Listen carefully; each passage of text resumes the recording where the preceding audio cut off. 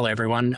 Welcome to another episode of Better Debt. I'm Josh Foreman, founder and CEO of InDebted, joined today by Dave, Tony, and Mike. Gents, great to have you with us and get you to do some introductions of yourselves in just a moment. I'm just going to kick off on a little bit of housekeeping for everyone, and then we'll get stuck into things. Firstly, just on the agenda, we've got an exciting agenda lined up, focusing on how AI is influencing outbound voice strategies, predictive analytics, and how it can improve outreach and performance, and then how to stay on top of the regulatory and reputational risks surrounding that. Just from an audience perspective, I can see there's quite a few people on already and joining today. We really want to open up the floor to questions and engagement from the audience. There's two ways in which you can do that. So for anyone who wants to take a shot at, we'd love you to join in. You can do a request call in button at the bottom of the screen. Check your mic and camera settings, and then basically provide a short description of your question, and then jump in and join us on stage on that. If you don't want to jump on camera, not a problem at all. You can just select that off. And for others, otherwise, who would just prefer to drop a question in our public chat, feel free to do so. Anyone that can't make the whole session, don't have any issues jumping off. Everything is recorded and we will distribute it after the session today. All right, so let's get into things. To kick things off, Dave, maybe get you to introduce yourself first, pass across to Tony, and then to Mike on the InDebted side. Josh, appreciate you having us. Again, my name's Dave. I run Kredit, and we've been in the collection space for about 5 years now. Initially, dabbled different digital collections tools, direct-to-consumer technology, and stuff like that. But where our platform has kind of really pushed the boundary is creating a clearinghouse between the different collections industry stakeholders and the either for-profit or nonprofit advisors who might coach consumers through how to resolve their debt. So it's a quickly growing segment of the consumer population. And we see a ton of utilization on both sides of the ecosystems in terms of different tech-enabled strategies to interact with each other. So excited for the conversation and to kind of, play out what we're seeing as people, dip their toe in the water, push the boundary, be on the bloody tip of the spear, the kind of full spectrum there.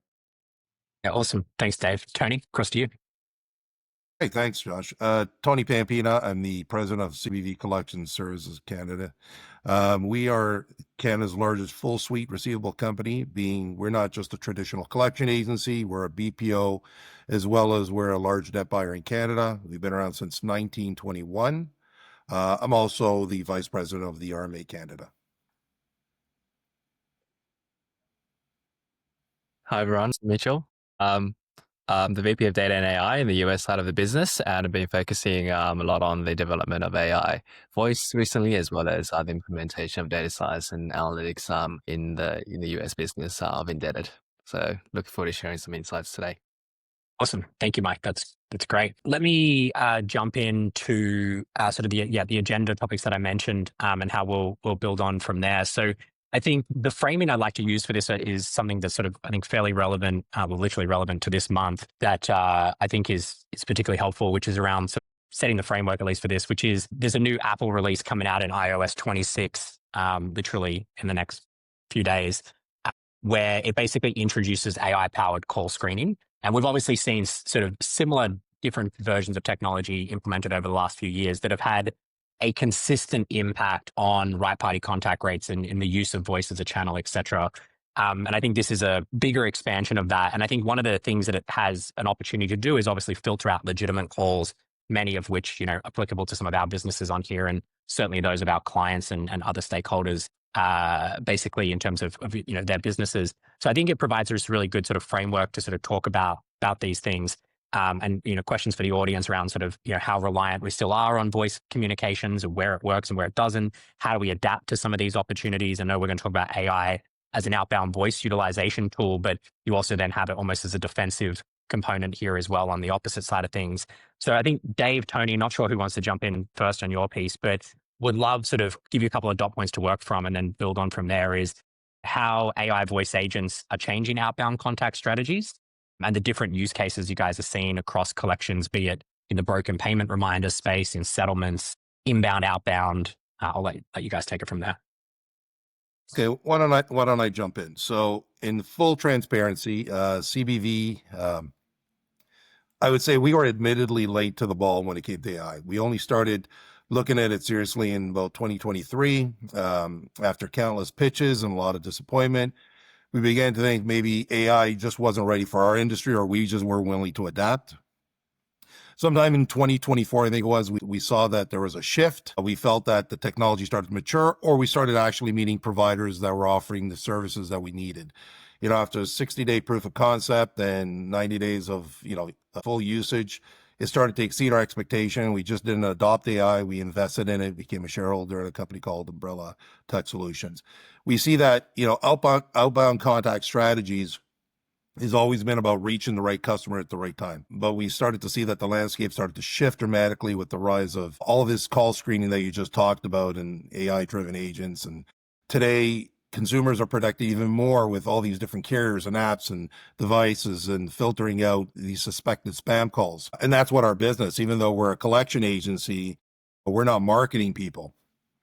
That means, your traditional volume-based dialing, was really no longer affected. And, in my honest opinion, if you're not at the infancy today of or stages of implementing AI, or you're not finalizing or onboarding an AI company or a vendor, you're really doing a disservice to yourself, your company, your team. Today alone, we drive over 151 million AI-powered interactions. That's SMS, that's email, and that's through voice chat. And, and that's still with 400 employees. The concern we see today is with all these different spam filters, you really need to have the technology and the intelligence behind it to circumvent that. There's also other companies out there that are diving right into this space. My opinion is this should be driven by the carriers and not these alternative companies. But ultimately, this is what we're starting to see, at least up here in Canada. The difference is between these companies and AI helping to reduce the spam. This is the synergy of our industry right now, and it's here now. I hope that kicks off something. Yeah, thanks, Tony. One of the things I think about, guys, is the first lens I think about this through is from the consumer's perspective. I get these calls all day long. My number's on conference attendance lists and things like that, and then makes it out into the ether. So at this point, I don't pick up my phone if somebody's not in my contacts. If they really want to get a hold of me, they're going to get a hold of me and text me, or email me first. So as I think through, what's the framework that's durable as we go through so much rapid change and just try to update our frameworks very, very rapidly. The first break point in the waterfall for me is, do I want to talk to this person or do I not? If I don't want to talk to somebody, there are so many tools at my fingertips such that I don't have to, and I can just block that communication. Now in the collection space, that leads to very negative outcomes because then lawsuits are the only thing left to lenders as they go through, and that's obviously not the outcome that anybody wants, if at all possible. But as we go through, if you take the opposite side of the fork in the road and you think about all those many communications that people do want to talk, and it's just about making the trains run on time, like you said, Josh, payment reminders, updates on, hey, you said you couldn't pay last month, can you pay this month, that type of thing. Those types of things where it's really just a matter of cost in the organization. You've already established, positive intent to pay and things like that. There's not a lot of creativity that you need. It's just doing the blocking and tackling. That's really, really low hanging fruit. And, obviously, iOS 26 is going to be, a huge impact for the industry. I think most folks don't see it coming and don't realize just what a drop off they're going to experience in the effectiveness of their outbound calling. In that world, it shouldn't be that surprising if you follow the intent of where the carriers have been going and where the regulators have been going. It's one new tactical method for limiting outbound communication, but it's not inconsistent with the themes. So as we think through what is the future of the collection space, there's definitely the outbound element of going through and saying, hey, we need to get a hold of consumers, make them aware of the accounts, if those accounts slip through the cracks. But it's as much about creating inbound channels. And we think of debt settlement as one of the groups that kind of pushes the envelope in that tech adoption and what's possible and inventing those different form factors. As we look at credit counseling agencies, financial apps, consumer attorneys, TikTok influencers, there's actually a lot of different groups driving consumers inbound to engage, but those consumers come in with their own bias and their own expectation based on the channel they come in through. So you need to then adapt to that. But a lot of those tactical calls, I think of it as, how do you create as many tools that then you can play with and put together? Yeah, and just to add on onto a point you made, Dave, and then Tony, yours as well. I think the example you gave of the amount of people just that call on a daily basis, right, of the ones you don't want to answer, and you're just doing everything you can to block it. I think this is where the omni-channel piece has a big role to play, because the consistency of message across multiple channels and allowing something to be legitimate. So if you had a missed call from me, Dave, but then I follow up with an email and I get the text, like you said, then that consistent thread of like, okay, I know Josh trying to kind of, now I've got more context that's being delivered through multiple channels. That helps me, enable that ability to drive the inbound conversation, which I think is one of the key things you mentioned there, and sort of using that. I've also, we've recently expanded into, particularly in the Middle East, also Mexico, but particularly in the Middle East, where channels like WhatsApp are ubiquitous, right? Like they are everywhere. In this country, you do not text people. Texting is what people did like 30 years ago. No one sends text messages anymore. It's like, it's a scam if you get a text message, because no one sends them. And then phone calls are not common, and you reset your banking passwords and everything through WhatsApp. But interestingly, if you look at the WhatsApp API infrastructure to enable communications, it's basically driven by a consumer opt-in approach through an API. And so when you look at things like payment reminders as a great example, you can use that channel as, would you like us to have to call you if you miss a payment, or would you prefer to send it through WhatsApp? If they tick that, it actually sends the verification through the WhatsApp API that now allows you to send that message, because it's being consumer-led. And I think it's a really interesting way to think about some of those structures of like, how do you, throughout different parts of the process, get that engagement to allow it to come through? And I think that framework, like you said, Tony, is, I think your comment around it ideally should sit with the carriers, I think that totally makes sense up until the point that the phone calls or the text messages no longer run through the carriers themselves. And that's where, when we start to think of a world where everyone has ubiquitous internet delivered by Starlink, no matter where you are, you don't need the phone carrier anymore, and it's just a data sort of plan, and then you run that over a WhatsApp or an iMessage or a Facebook Messenger, etc. Now you've sort of got to democratize that out a little bit differently. So I think it's a different way that it evolves.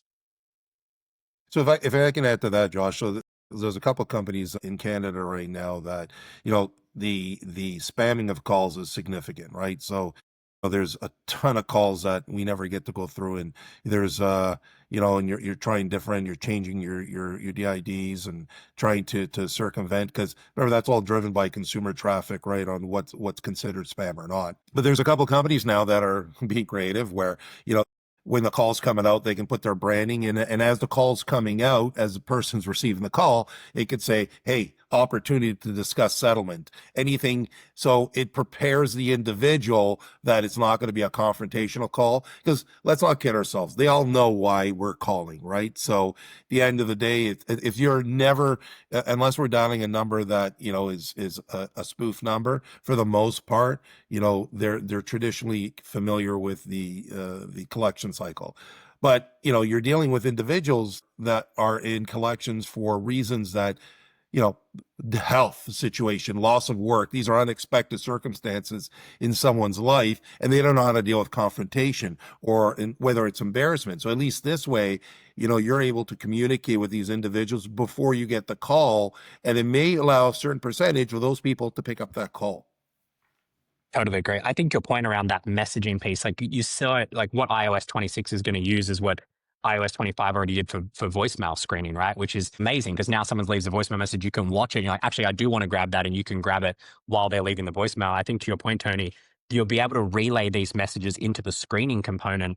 And that actually presents a whole new opportunity where when you look at the phone, you can actually see, as you said, the sort of the message you want to get across without even having to get to some part of that process. And I think that's going to potentially play a big role in there, so Mike, I'm going to kick across to you, because I think this is an interesting sort of segue. Like one of the questions I had for you was around sort of AI enabling like the richer, more natural conversations across that. Because one of the things that I've always felt on the digital side is, whilst you get all the mass distribution and you obviously get a lot of data that you can leverage behind it, you also lose sometimes that human touch of the good negotiation piece, to building the compassion and the rapport. That's where I see a big opportunity, particularly with the LLM component in AI. Like, would love for you to talk about that, and feel free to go into briefly some of the stuff that obviously you've been doing on the AI side at InDebted as well. Yeah, absolutely. So I also want to just touch on that previous point around iOS 26 as well. And I think there's a school of thought where for the consumers who have the intention to pay it, have the financial capability to do so, this approach almost, with regards to having that message that Tony you spoke about and also having an AI voice that's natural sound, it almost kind of warms up the person to engagement. And I think we're in the early stages of this process of implementation across the industry, but it'd be interesting to see in a year's time or 6 months' time how that has changed. There are consumers who have begun to engage with businesses such as ourselves with digital channels because they felt that was more aligned with how they wanted to resolve their account compared to a phone call with a human agent as well, right? So it's like the benefit of having to speak to like getting the information without having to speak to a human as well. So there's that element. For the voice AI part in particular, I think over the last 2-3 years, we've really noticed that the voice models have become natural sounding because of advancements in the voice technology. So like the actual model that does the speaking, the translation, if you like, of the text to audio sound, and that transition has meant that at times you could almost be in a conversation and it will sound like you're speaking to a human as well. In terms of like how that will pan out, I think there will be people who will be caught off guard by that. There will be individuals who will prefer that, and it gives us the opportunity to be able to utilize that tool as part of the omnichannel solution to be able to engage customers in a different way. And I think that's very exciting. We've done a fair bit of that research work in-house at InDebted as well. We partnered with AWS to develop the first in-house build version of this product, which is about to go into testing in Australia, actually. So very excited about that. And I think over time, what we'll probably see is that there'll be a bunch of models that will be specifically set up and tuned and customized for collections and even like different types of work that is being done by the organization as well. And I think that's something that will become more prominent over the coming years. I will be curious to just understand across the panel as well how we see that particular tool being utilized as a mix of human voice as well, because I think the with the AI agents and the AI voice, they're very good at certain things.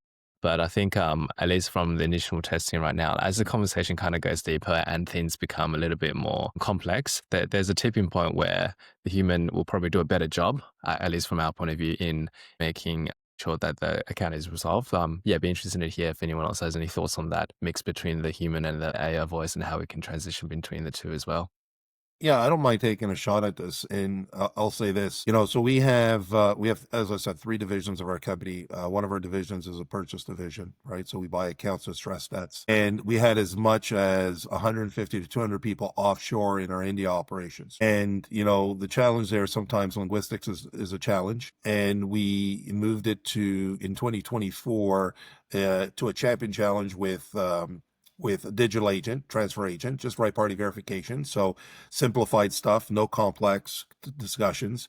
And over a period of 60, 90 to 120 days, we went from 100% offshore to 0% offshore to 100% digital for right party verification. We saw our right party contacts move up 3x to 4x. To the point that we weren't able to service accounts because we were getting flooded with inbound calls. And that's when it transitioned to, we need to start moving this into handling complex accounts. But I can see there's a balance.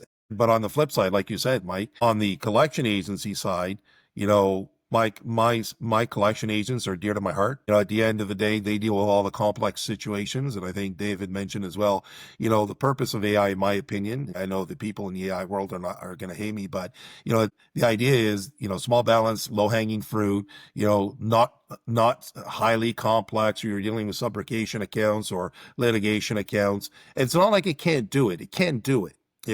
I've stretched these conversations to the max, but the difference is, a perfect blend is to have AI with real people, where at the end of the day, these calls, if the AI is built properly, it's not a vacuum. So there's an exit strategy where a consumer wants to escalate to a manager. It can happen real time. This is what, in my opinion, builds a perfect hybrid. You're not gas powered, you're not electric, you're a pure hybrid. And I think it really builds a unique model where, because it's all about customer engagement, right? If you don't get people on the phone, you're not going to get a result. You're not going to make a sale. You're not going to make a collection. You're not going to do any of those things. So I think giving the customers the opportunity to have the best of both worlds, where you're not waiting in a call queue, and you're able to address things right then and there, is the right answer.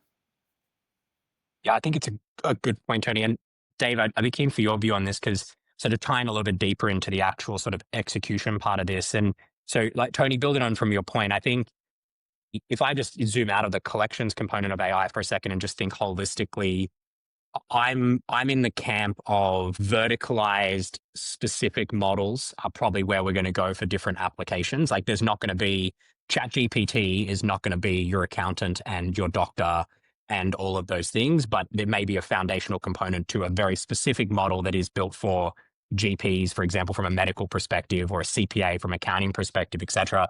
And I think that's been starting to be validated when you're seeing different models used for different things. We saw Anthropic yesterday just raise a small amount of money of $13 billion at an absurd valuation based on like the usage of coding, in particular, right, in that product. And when you look at the numbers of growth in that business, it's insane. It's gone from $1 billion of revenue to $5 billion in 8 months. So people are using it and it's working. I know, Mike, you and I know this internally on the engineering side. We're seeing it happen in real time.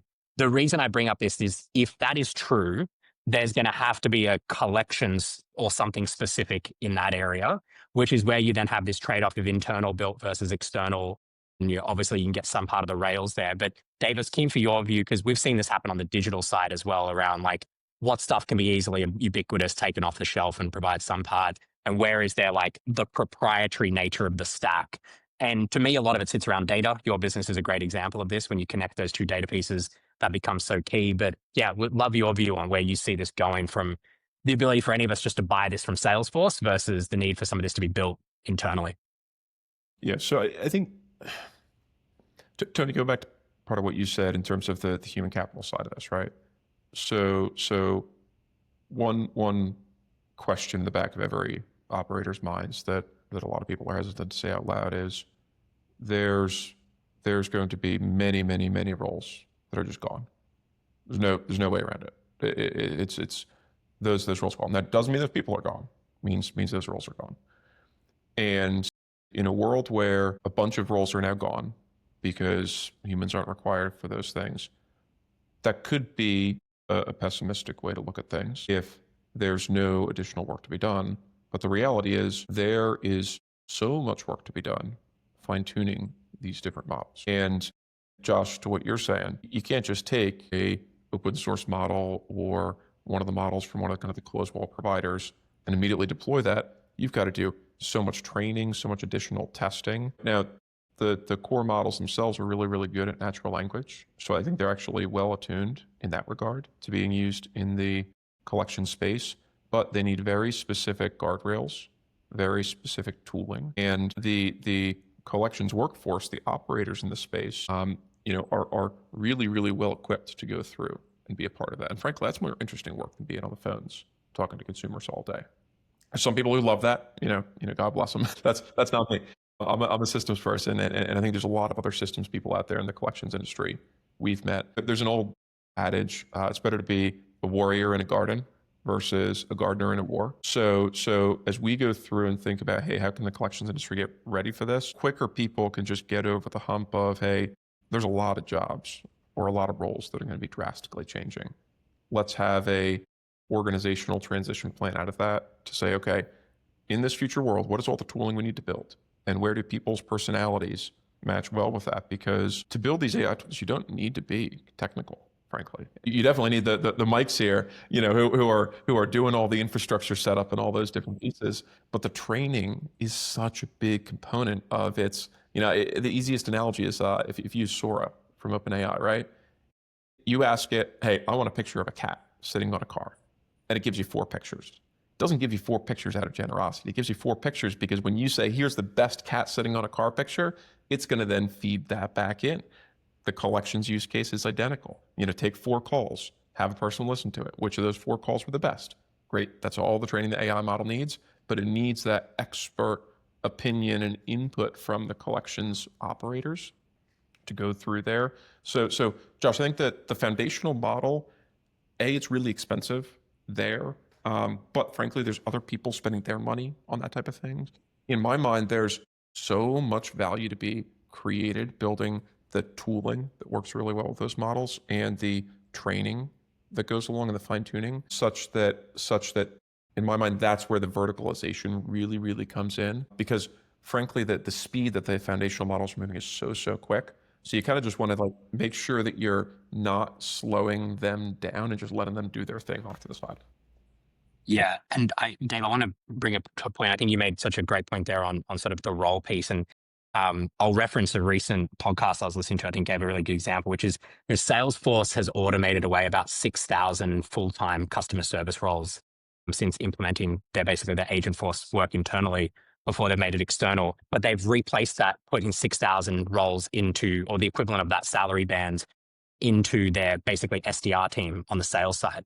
And the comment from Mark Benioff, the CEO of Salesforce, was since the time they founded the company until today, there's been 100 million inbound leads to Salesforce, which they have not responded to because they haven't had the time. Like, you think about being in a good position, getting 100 million inbound leads that you don't have the time to get back to. But what he explained was like, look, if you're a salesperson, you're going to pick between getting the Bank of America lead or Josh's plumbing company's lead. Which one do you go for, right? You go for the biggest accounts with the biggest opportunity.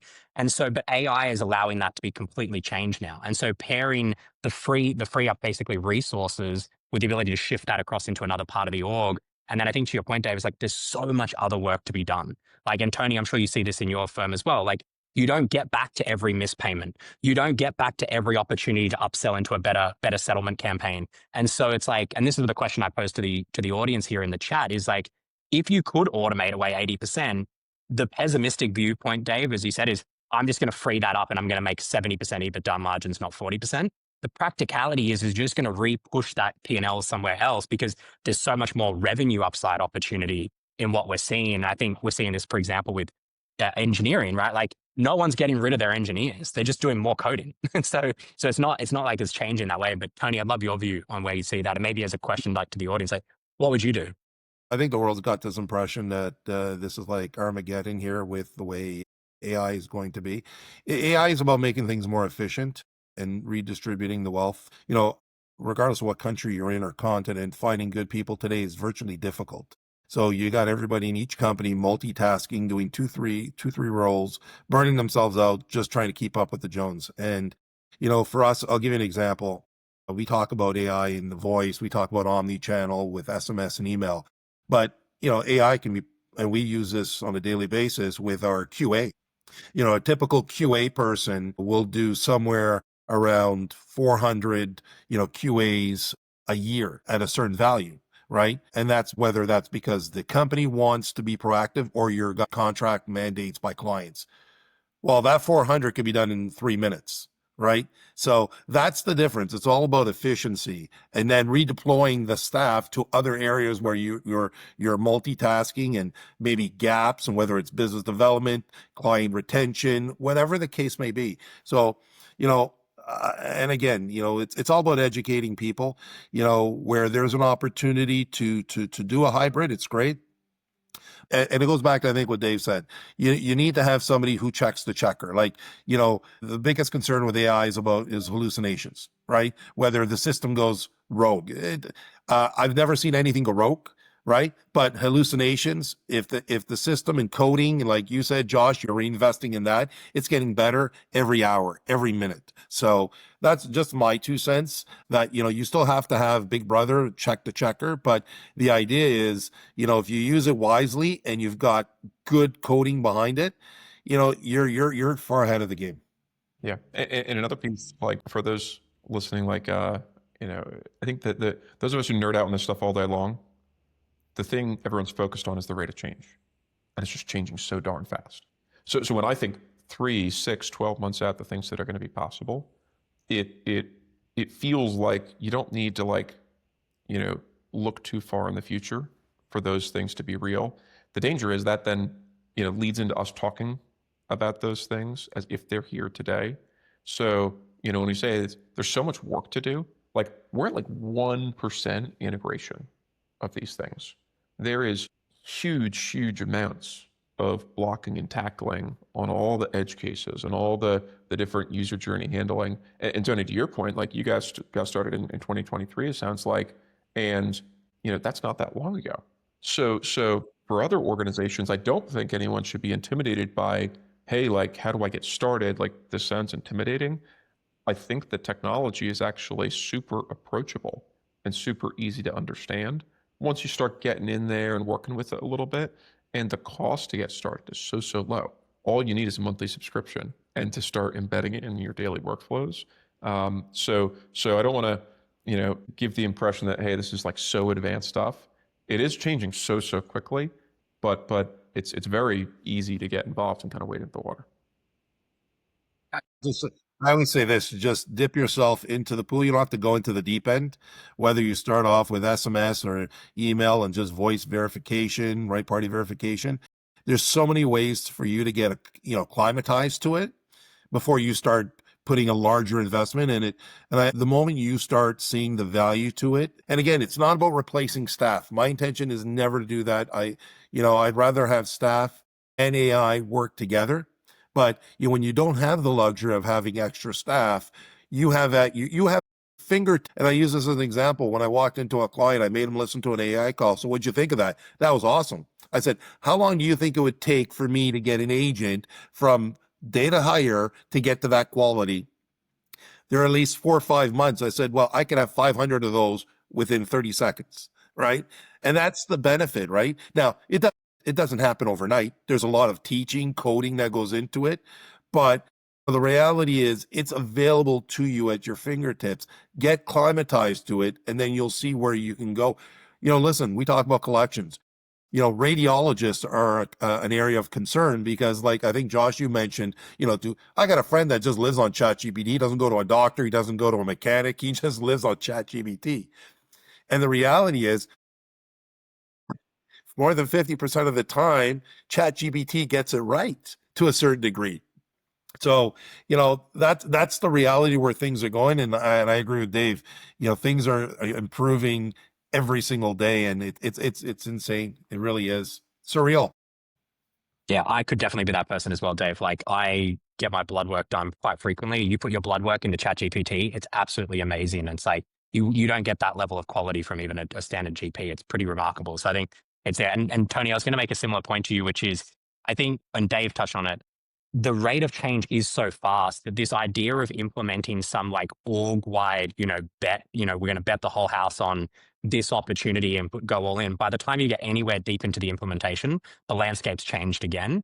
And so I think your opinion, Tony, on like incrementally dipping your toe and finding where there's value and experimenting is definitely the right path, because it does just move so fast. Wanted to use that as a jump off point and I'm sort of moving around a little bit on the agenda here, but I think you brought it up well on the guardrails, Tony, on your last point around, it can hallucinate. We can have these situations we need to validate for. There's multiple dimensions. You've got the technology piece of like hallucinations and the code and the data integrity and all of that sort of stuff. You've then got regulatory, which is different as we all talk about different countries and the markets we all operate in. Whoever wants to go first, Tony, Dave, how do we see that in, I guess, evolving? I think, again, the regulatory landscape is quite different in the US. And I think, Tony, one of the benefits of the Canadian business we see it in ours as well is a lot more easier to experiment and try things. Certainly we see that in places like LATAM and the Middle East as well. And Australia, to be honest, for as well as Mike mentioned, our first testing ground. But yeah, open floor and for the audience as well as how you see this evolving. Let me take a quick stab. So my opinion, I think regulators are still playing catch up. They're trying to figure out jurisdiction and oversight because technology is moving at lightning speed. You've got the registrars here in Canada, and then you got the CRTC. They don't play nice in the sandbox together, right? CBV, we didn't want to wait till this rule book gets written. We build our own AI governance, right, to ensure we talk about, the things, the buzzwords, fairness, transparency, accountability. So this way we keep our system, we try and keep it ethical, safe, compliant. I think those are the things, right, that from our perspective, because we do want to establish, like what I think David mentioned, those guardrails to provide unintended outcomes. We audit frequently. So again, I think that's what goes back to Big Brother checking the checker, right? And you know what, we set and reset, remediation processes for unexpected behavior, right? So, we have the verbiages that we throw up where in our QAs, if we see something offside, we're able to address it right then and there. But we still see the regulators playing catch up because they're at least in Canada, the two don't play nice together. One thinks they supersede each other. And this goes back to the same idea when collections was when SMS and emails came into play.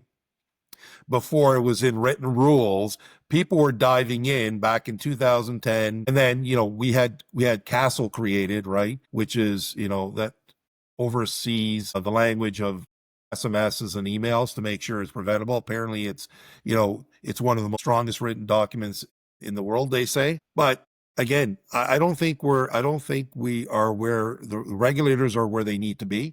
I think they're concerned about dipping themselves into the pool themselves on overstepping, because the reality is this technology is making it much easier for an outreach. And outreach isn't necessarily collections. Outreach can be for several things. And it adds value, especially when you can't find staff to fill those voids. And I can only speak to the U.S. market because that's the one that we operate in. In my mind, there's a couple layers that oversight is, I wouldn't say broken in, but significantly hampered. The legislative cycle time in the U.S. is so slow that people are still operating off of legislation from the 1970s. And the regulators have been trying to then, interpret, okay, what's that mean for the technology of today? And a lot of those regulators are really well-intentioned, but now a lot of those regulators in the U.S. are gone. So as we think through it, it is, in our minds, the technologists that are really kind of the last line of defense, looking out for consumers' best interest. And there's always the veiled threat of if the technologists and if their operators don't do a good job, then the regulators come back in and slap somebody's wrist for not doing, the right thing. But I don't really worry about that because I've met so many well-intentioned operators in the space who care so much about positive consumer experiences, getting the right information to the right person with the right guidance and the right context for that individual, and making sure that everybody's treated fairly. So I really do think it falls on the operators. And again, that comes back to the speed of all this stuff changing. You cannot rely on case law from 10 or 20 years ago or legislation from 10 or 20 years ago because it was people's wildest dreams this type of stuff would be true. So you have to go through and say, hey, not what's the letter of the law, but what's the intent of the law, and let's carry that forward and ensure that the protections we're putting in place with the different models and the tooling and the controls and the context is going to be something that someday all of us will be proud to tell our grandkids about of, hey, I was responsible for pushing the industry forward in this regard. Not that those grandkids are going to care. They're going to be like, that was some old-fashioned industry where it's like, okay, now everything runs in real time and stuff like that. But, we can at least be proud of it. Yeah.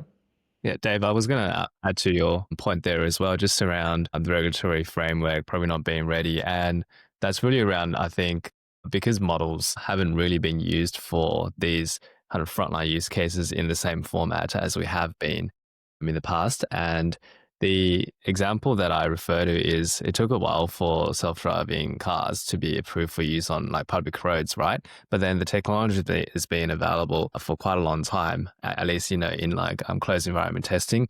And a lot of industries, including ours, are playing catch up on that front. I think fundamentally, like the model is always going to be at some point incorrect because that's what it does. It's like a probabilistic model, and there will be 100% chance that'll be incorrect at least once. And I think it's about demonstrating that error rate and allowing us as operators in the industry to be able to demonstrate that to the different bodies and having that be the new yardstick. Humans and with QA processes, humans make errors as well. And I don't think that like connection between the models being that kind of human-like agent is also going to make errors, has kind of transpired to the regulations yet. And it'll be good to see that come through and being treated as like its own separate kind of entity instead of being, oh no, it's hallucinated, therefore it's bad. But it might have hallucinated once, but that one time it just kind of creates that impression that this thing's no good. So it's, yeah, I think we're definitely on the journey, but, more work to be done there from our side as well. Think about it this way, like, we as humans like to believe that we have superpowers. In reality, we are LLMs at the end of the day. We walk out of the house, we take in a bunch of information through our eyes, our ears, our nose, our hands, and we react to it.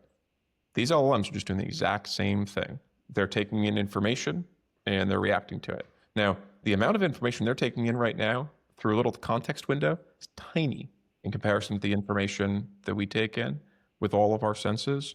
But imagine if we walked out of the house one morning and like tripped, and then somebody said, go back in the house, you're not allowed to come back out for another 10 years. And you're not allowed out of the house. It's like that, where we need to think about it as, okay, we're going to expose these LLMs to a lot of different information. When you think about, okay, well, there's a lot of situations that we as humans step into where we don't know the right answer, but we still take it head on and we have the intellectual capability to react to those things. We need to think about these models as we're helping them react to these things as well. Yeah. And I think, Dave, the only piece I'd add on is on your earlier point is that, like with the technologist sort of being the sort of final frontier, I also think that one of the issues on the regulatory side of things is just to immediately think about the downside case as opposed to think about the upside case, which is, like you flip it around the other way. And I always use this example in various webinars, but like how many of us had a flight change and needed to call, be it American Airlines or Air Canada, Qantas if you're in Australia, and you get like, there's a flight disruption, so now there's a 3-hour wait. And it's like, this is the most inconvenient thing. You can't imagine there's not a person who wouldn't be like, if there's an AI agent, it means I'm going to get my call answered in 1 second and you're going to resolve my problem. That people's like, no, I'm just going to opt for the 3-hour wait option. Like, it's insane, right? So you're providing that convenience to the consumer. This can be true on the other side as well, right? And we saw that with digital. Like the view was there was going to, overly harass the consumers and all these other things. But if you think about it, if you try and send 1 million emails a day, Google will solve that for the consumer, right? It's called spam filtering, and the carriers are doing it on their own side. The incentive structure is there. And so like you have to deliver the right message at the right volume and deliver it in the right way. But the convenience is the consumer doesn't have to get harassed with a phone call in the middle of the day and they can deal with it in their own time. And so I think there is plenty of examples that give positive inspirations of where this can go. Mike, I had a question for you as it leans into this. And like, I think there's a distinction point in my mind between all the ML activity that's been happening in the industry over the last, certainly 9 years that we've been in the business, but, with which channel do we use and what type of content do we put in front of customers? And there's always been this question from clients and regulators on like, what does the black box have inside it? How are the models being informed? I think it's been easier to explain that on the ML side. It gets a little bit more opaque when you start to think about sort of the pure LLM side of things. Like the question I have for you is like, what does it really mean to have the AI be explainable in collections? And like, whether it's to a client or a regulator, like, when we have to ask you, like, how is it working in a way that can be explained? Like, how do you think about that? And what's your views on it? Yeah, I think I'll take a step back and kind of go back to the ML piece that you mentioned as well. So if you kind of go to the very early days of it, or even before ML, where it was used to be called statistical modeling, right? My first job after finishing university, I would build statistical models. And you were able to actually work out, like, based on like a prediction of something, what was the variable or the feature that was causing that particular output to be as such, because the models were much simpler.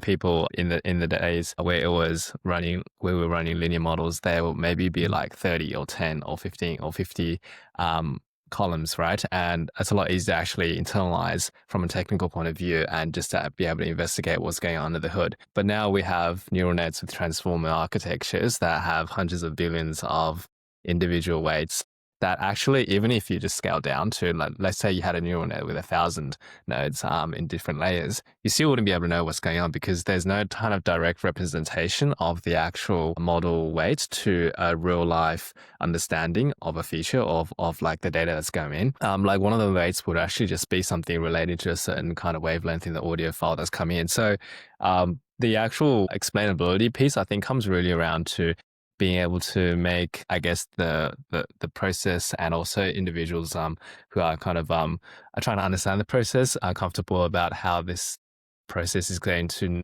not hallucinate. So to your point earlier, Tony, where these models tend to hallucinate, but also if you build them a certain way, they will be less likely to. And from the kind of regulatory point of view, and also making this process become a little bit more palatable and understandable, I think is about making sure that the right guardrails are up and also proving that the guardrails are not breached. Because you can't actually go into the model and actually see what's causing output to be run, I think the way to do it and to kind of, at least also internally and externally in terms of how we're thinking about guardrails, is to run a series of tests and making sure that these observations are within certain boundaries, but also the real reason people, I think, want the model to be explained and how the model behaves is because of concerns around how it will be outputting results that are incorrect, right? So if we kind of tackle it from that angle, I think there's an opportunity to educate the wider industries and also just users in general of how we're able to view these. So at InDebted, we have made observations, like with the voice tool that we are developing internally. We've made observations that using just a GPT model off the shelf and just using prompt engineering, just putting in like the system prompts and in the context windows, it's not as consistent because the model is so big and you're putting this like tiny 100K context window into the model. It is going to result in, especially when the conversation gets longer, less predictable behavior. And I think that's a concern around like what's actually going to, if it's going to cause issues. And in our industry, as well in other industries, I think there's opportunity, to your point, Dave, earlier around using both human feedback reinforcement learning as well as the supervised fine tuning to be able to kind of make that a lot more predictable. Smaller models that are fine tuned also tend to be a little bit more predictable. So there's a bit of a journey to kind of make sure that what we're setting up right now is going to be widely adopted. But I think I think we're in the early stages right now, and it's really exciting to be kind of making sure that everything is going to be kind of working alongside what the kind of intention is supposed to be. Mike, you made a good point there about the measurement, and I think one of those pieces is actually consistent with how you build these different voice bots. So when you're building a voice bot, you're not saying, "Hey, AI model, go talk to the consumer and figure out whatever they need."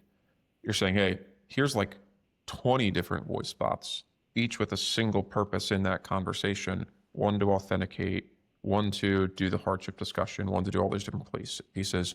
And these voice bots can rotate in and out of conversations such that it feels like a contiguous conversation for the consumer, but it's actually a lot of different people they're talking to in like a group call.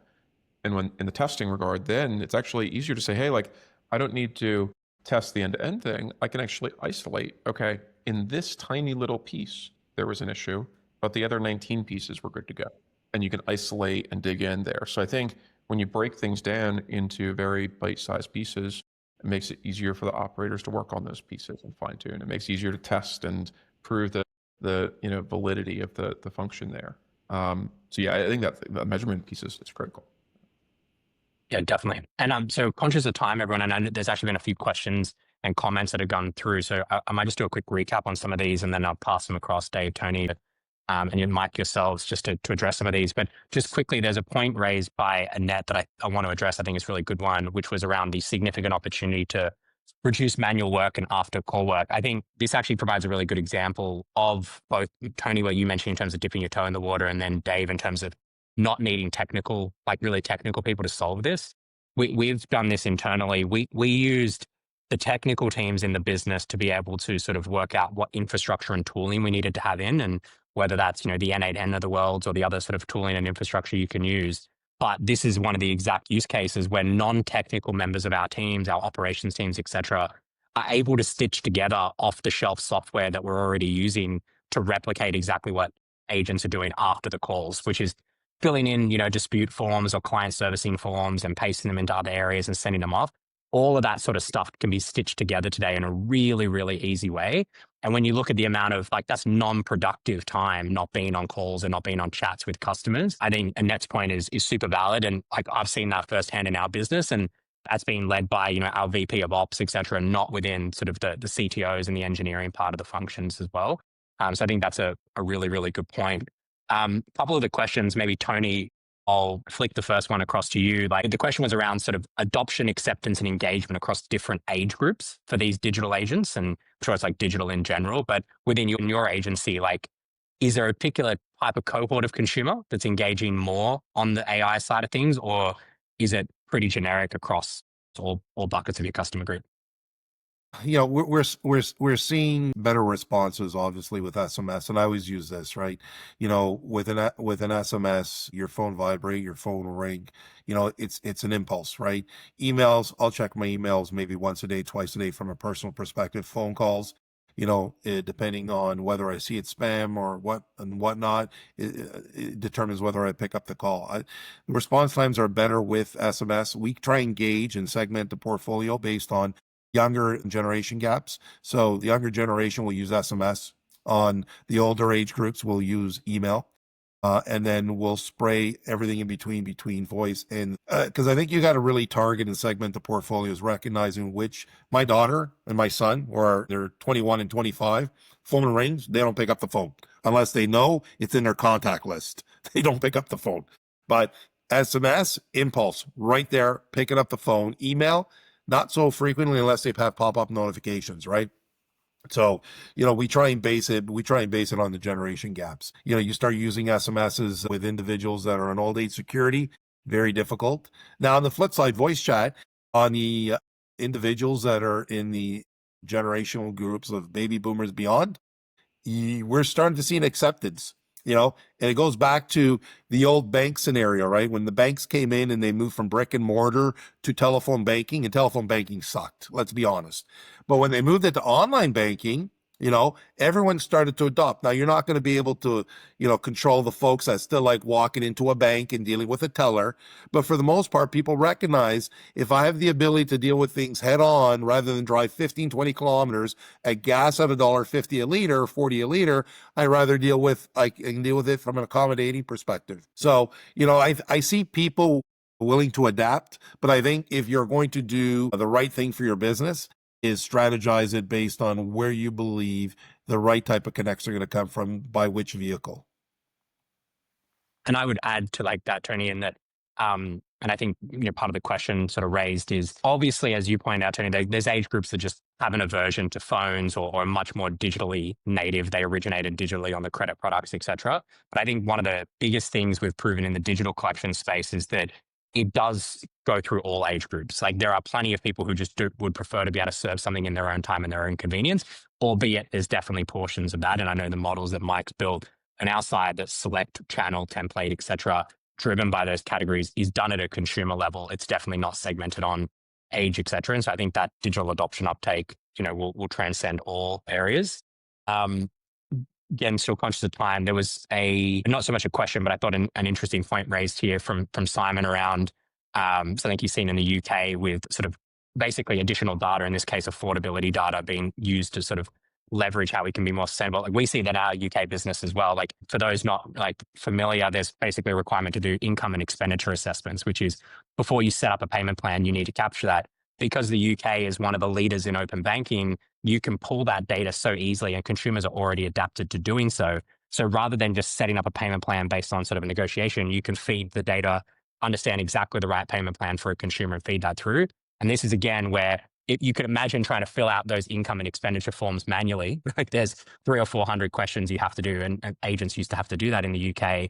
You can now pull that through open banking, run that through AI, and all of a sudden you get an outcome which is like, for Dave, the right payment plan might be $20 a week, and for Mike, it might be $35 a week. And I think that sort of stuff is where we can, whether it's in the US or Canada, we can look to see somehow that sort of stuff feeds that in further.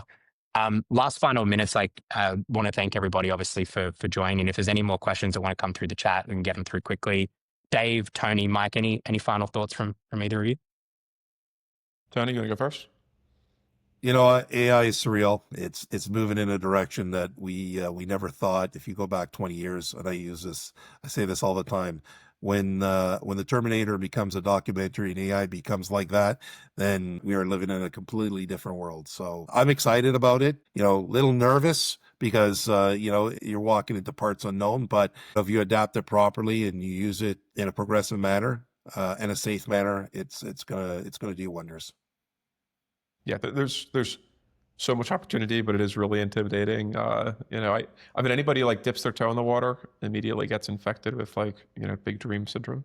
and it's hard to go back once you see all the opportunities. So I wouldn't sit on the sidelines if you are. Definitely dive in, and there's a lot of other people wandering through the dark, kind of feeling out the edges of the map at the same time to learn with. So it's fun. So I was just going to say, in terms of practical steps, I think it's good to understand what the edge of what the AI is capable of is. So if there is certain use cases in your firm, your business, that you're wondering, oh, I wonder if AI would be good for that, I think it's good to just do a quick test that is going to result in an outcome that's perfect. In a year's time, it will, because the models are continually getting better. So when you set up your infrastructure, data collection, and different kind of workflows to utilize what we have today, and the labs will come up with better models about a year's time, they may be able to actually be 99% accurate instead of 90% accurate. So just understanding what's possible and keeping that as part of your kind of field of view is good to kind of I think it's good practice. Yeah. Definitely. Awesome. Well, gents, thank you. I really appreciate it. I think the audience did as well. And thank you for everyone who tuned in and asked questions. I really appreciate it. We'll get the recordings out for those that had to drop off and those that couldn't make it today. So yes, Sean, there will be a copy of the recording and we'll get that across to you. Thanks for doing this, just Josh. on time. Appreciate it. Yeah, thank you, everyone. Appreciate you all taking time. Thank you. See you. Thanks, y'all.